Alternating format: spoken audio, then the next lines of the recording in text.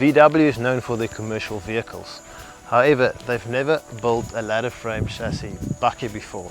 That was until the introduction of the Amarok several years ago. 1 year ago we took delivery of the top of the line Amarok. Here in 3-litre V6 4-motion trim with the Extreme package. Let me take you through what it was like to live with this bakkie over the year in a variety of circumstances. One of the highlights of the car is obviously the engine. Here we've got the 3-litre V6 TDI. It develops 165 kilowatts and a full 550 Newton meters of torque. That is one of the reasons this bakkie just feels way more nimbler and manageable than some of its peers. The Extreme is fitted with these Bridgestone Dueler tires, fairly low profile for bakkie, and diamond cut alloys. Great combination, looks very good. If you want to go off-road, we'd suggest rather getting smaller wheels. They easily get damaged. But having said that, on the roads and even on gravel, even though being road biased tires, they did a very good job. And then our Amarok was fitted with the Rigideck, and actually you can totally lift this lid off in under a minute.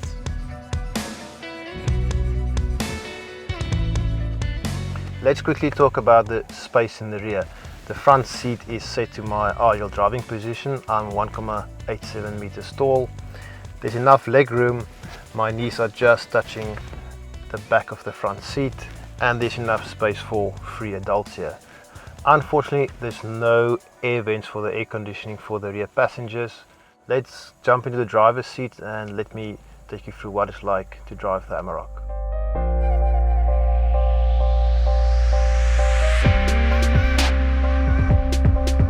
Spending every day with the Amarok really highlighted several of its elements. First of all, on gravel roads, it copes very well. It feels solid, it feels stable, it's got permanent all-wheel drive. And then on tarmac roads, it's even better. Yes, it's got leaf springs. It rides better than some bakkies with coil springs. Then there's the engine, 3-litre V6 turbo diesel. Remember when the Amarok came out, it was a 4-cylinder 2-litre turbo diesel, and there were the jokes about what comes in 2 litres, it's milk in the Amarok. But when this bakkie was launched with this engine, it silenced the critics. You've got a combination of torque and power. It accelerates for a bakkie very well. I had even a few instances where Golf GTIs pulled in next to me at the traffic lights, and we had a fair play when the light went green. But apart from that, it's relatively frugal.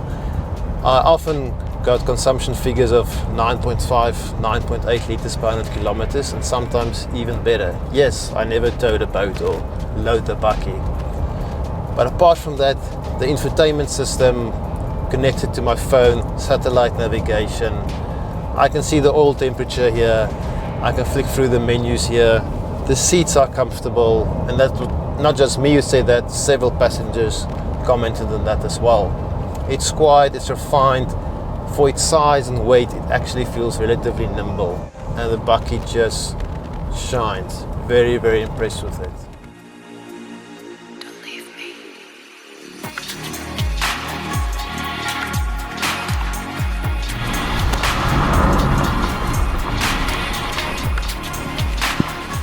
Over the course of the year, I took the Amarok on a number of road trips. We drove it on gravel roads, we drove it on wet gravel roads, we took it to Atlantis dunes, and it just continued to impress us. Doesn't matter what we did with it. It's a phenomenal product. I think VW did a great job in R&D and then developing what was sort of the first of its kind, this luxury V6 turbo diesel bakkie. I will certainly miss it, and I can highly recommend it. If you drive it in town, or if you're one of the farmers that put your elbows outside the window.